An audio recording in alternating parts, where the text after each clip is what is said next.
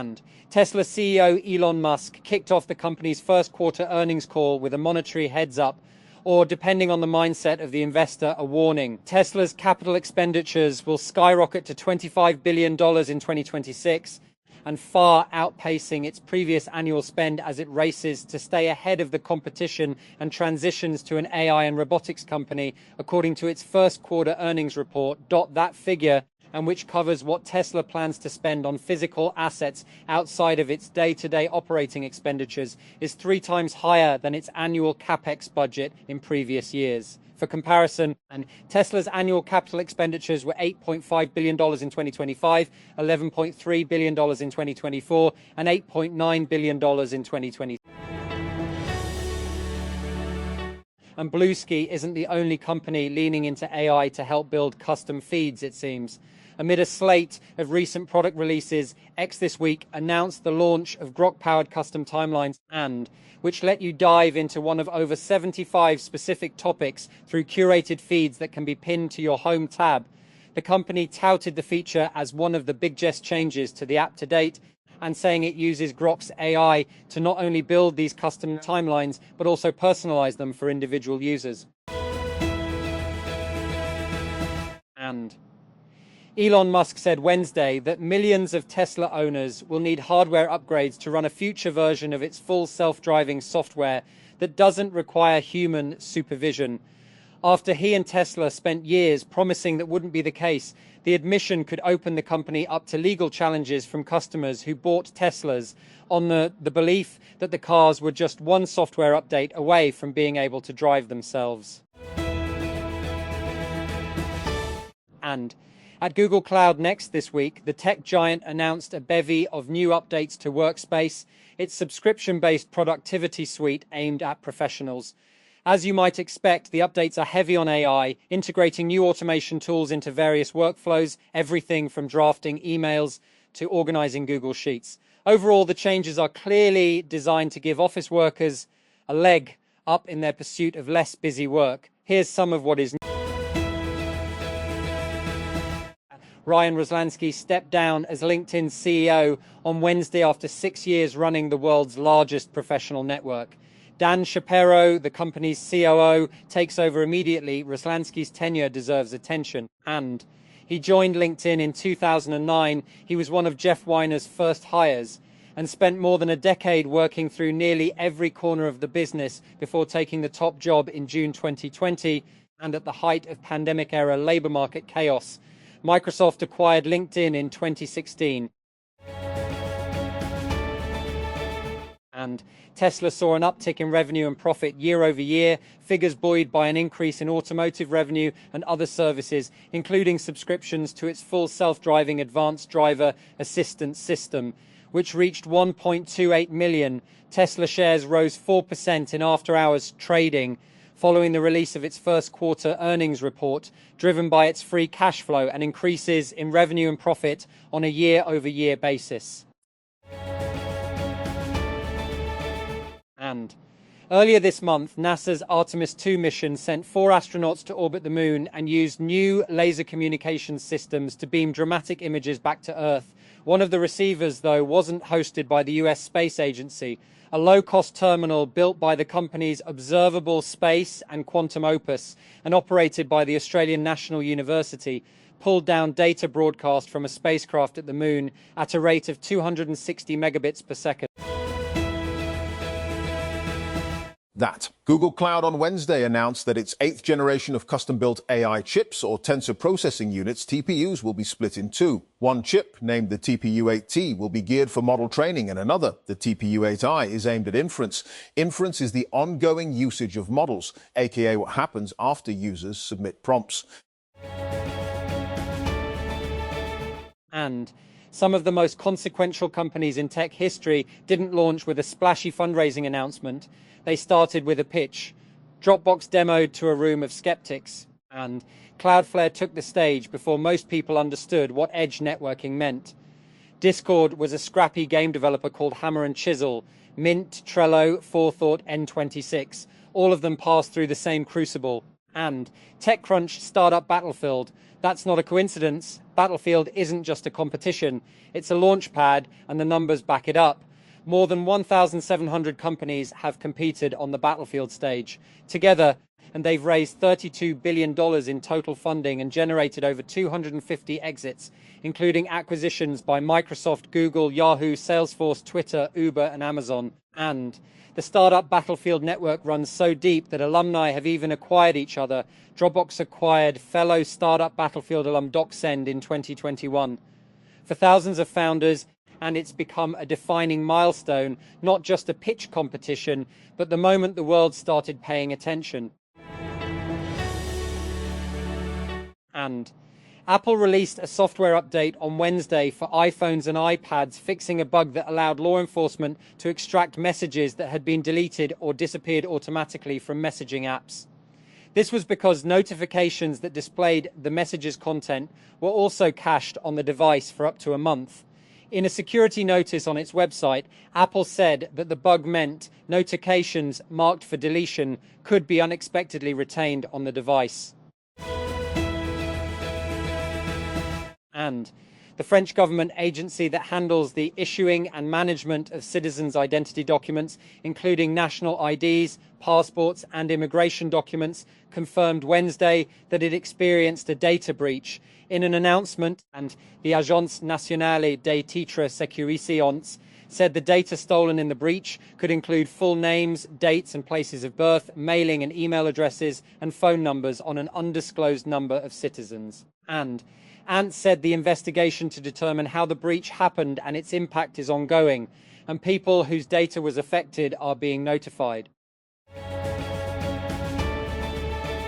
And until a few hours before SpaceX announced its deal, giving it the option to acquire Cursor, the maker of AI-powered coding software, for $60 billion, Cursor was on track to close a $2 billion funding round later this week. And, according to a person familiar with the matter, the round would have valued the company at $50 billion. SpaceX said it would either buy the company at some point later this year or pay $10 billion to Cursor to collaborate on AI development. And Cursor was apparently running a parallel process negotiating a potential acquisition by SpaceX while simultaneously finalizing a private funding round with investors that include Andreessen Horowitz, Thrive, Nvidia, and Battery Ventures, and details of which were first reported by TechCrunch last week.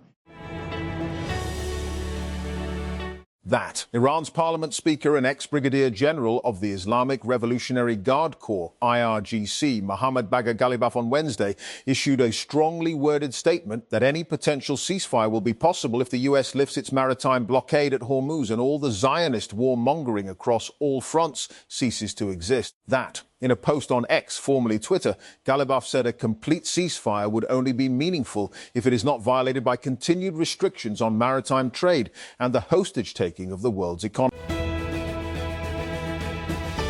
And the Pakistan Medical and Dental Council, PMDC, moved forward with its probe into 3 major cases, including the tragic suicides of 2 medical students and an operating theatre OT video scandal, and by holding preliminary hearings and referring all matters to its disciplinary committee for final decisions.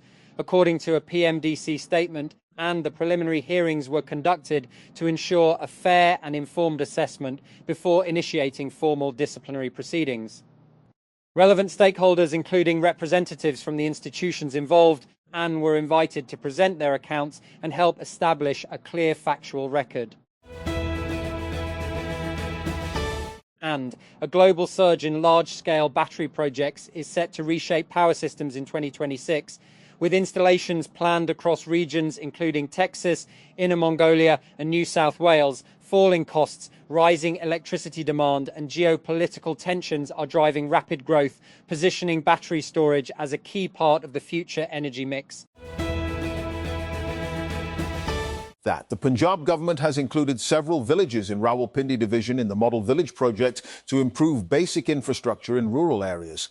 Villages in Kala Sayadan, Guja Khan, Kahuta and surrounding areas will receive upgrade facilities, including clean drinking water, street lighting, paved roads, drainage systems, improved children's parks and wastewater treatment infrastructure. and Karachi. Interpol has issued a red notice for a fugitive Liari gangster, Wasiullah Lako, who is reportedly hiding abroad and wanted by Karachi Police South Deputy Inspector General Syed Asad Raza told Dawn on Wednesday. A red notice is a request to law enforcement agencies by Interpol to locate and provisionally arrest a person pending extradition, surrender, or similar legal action. And Iran's foreign ministry spokesman Esmail Barkaei said on Wednesday that the Islamic Republic appreciated Pakistan's efforts to end the Middle East war, without commenting on a ceasefire extension announced by the United States. He expressed these views while answering reporters' questions, a statement by Iran's foreign ministry said, adding that Barkaei was asked about Pakistan's request to extend a ceasefire agreed between Tehran and Washington on April 8. And Netherlands-based cosmetics giant Rituals has confirmed a data breach affecting customers' personal information after hackers stole reams of data from its membership database. The company disclosed the breach on Wednesday, according to an email sent to customers that TechCrunch has viewed and verified. That Apple standard iPhone 18 is again rumored to miss the company's usual September launch schedule this year, according to a new leak from China. The report claims the device could instead launch next spring alongside the iPhone 18e. If accurate, Apple's September event would focus on the iPhone 18 Pro, iPhone 18 Pro Max, and a foldable model that has also been referred to as the iPhone Fold or iPhone Ultra. That Redmi has introduced the K-Pad 2 tablet alongside the K90 Max smartphone. Like the earlier model, the new device follows a compact tablet design while focusing on high-end performance. The Redmi K-Pad 2 features an 8.8-inch LCD with a resolution of 3008 by 1880 pixels. And the Directorate General of Customs Valuation, Karachi, has issued revised customs values for the import of 62 brands of old and used mobile phones imported in commercial quantities without packing or accessories. The updated valuation applies to multiple models from major brands, including Apple, Sharp, Samsung, Google Pixel, and OnePlus.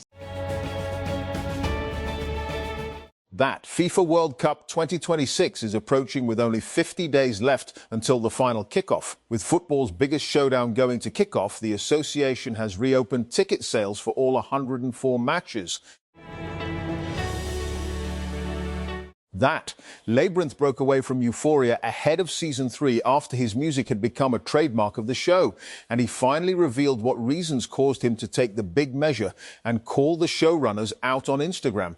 The 37-year-old British singer, whose real name is Timothy Lee Mackenzie, launched a scathing attack against the show recently and announced his departure.